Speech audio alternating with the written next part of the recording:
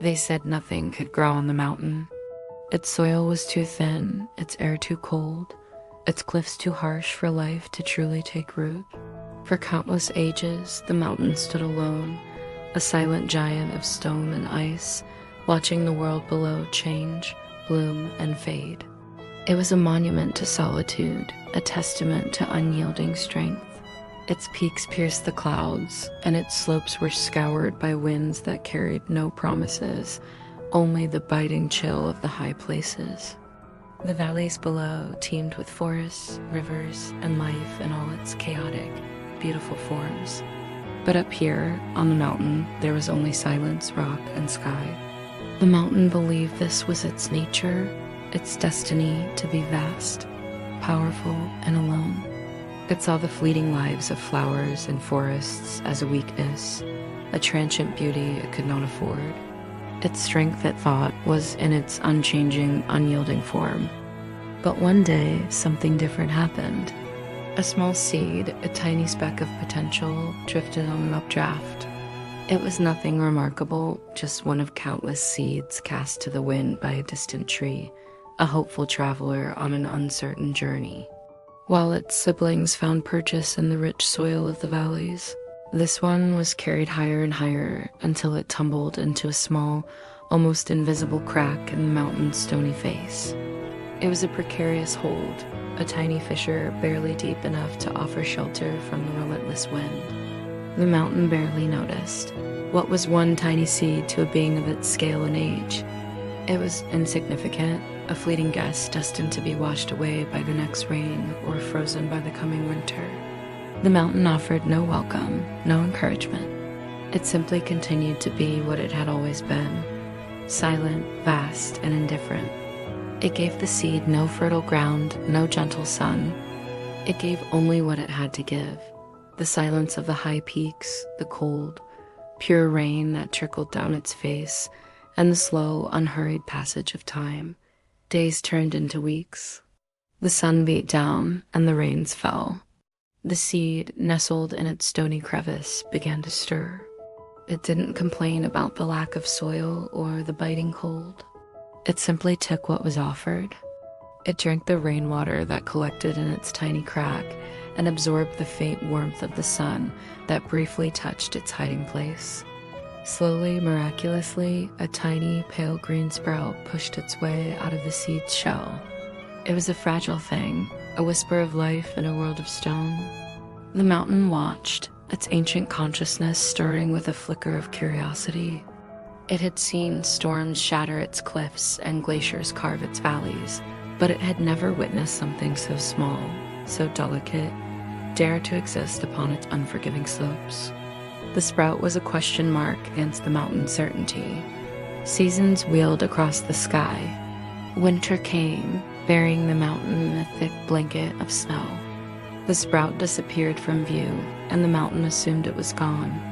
Another failed attempt by life to conquer its domain.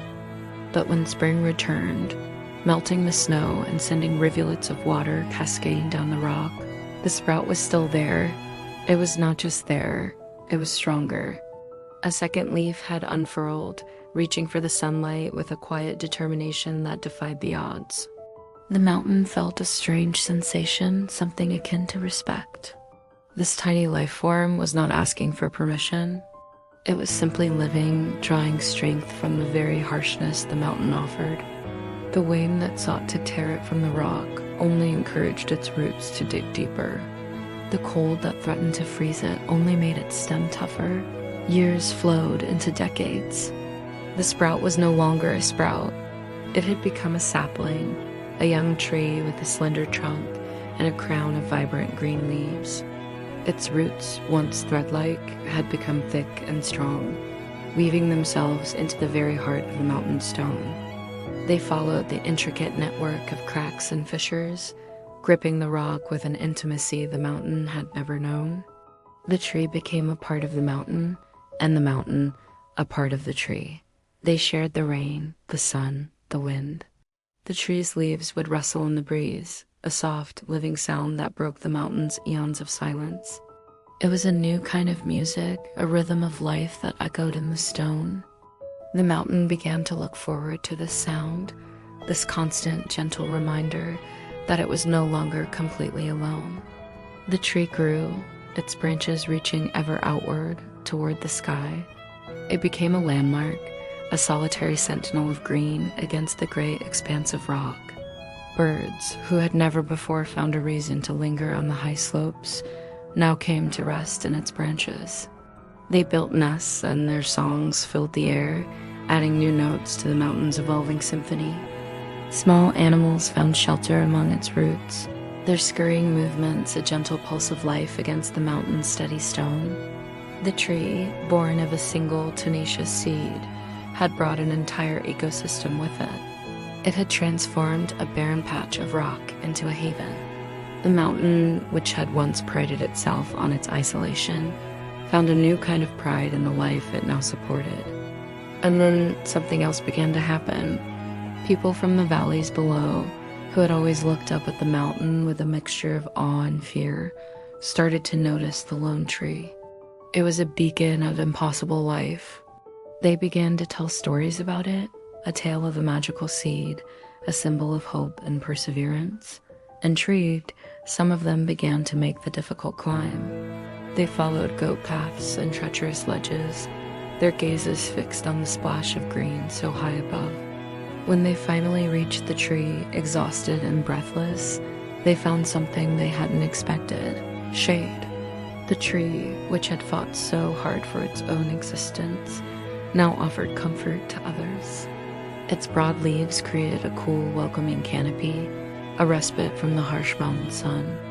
The very people who once said nothing could grow on the mountain, the descendants of those who doubted, now rested in the shade of the tree it carried. As it watched them, the mountain finally understood. It had always believed its strength was in its unyielding, solitary nature, in its ability to stand tall and unchanged against the forces of the world. But now, it saw a different kind of strength. It saw the strength in yielding and giving space for something small and fragile to grow. It saw the profound power in nurturing and becoming a foundation for life. The tree's roots, which held so tightly to its core, did not weaken the mountain. They anchored it in a new way, connecting it to the vibrant, ever-changing world of the living. The tree's branches, reaching for the sky, were like the mountain's own aspirations given form. Its strength was not diminished by carrying the tree. It was completed. The mountain and the tree, once separate, were now one story, a testament that true strength is not just in standing alone, but in holding on and lifting others up. And so the mountain, no longer just a silent giant of stone, learned to listen to the whispers of the wind, the songs of the birds, and the quiet, powerful heartbeat of the life it held in its heart. Thank you for watching. If this story resonated with you, consider subscribing for more reflections on strength, growth, and the quiet miracles of life. We'll see you in the next one.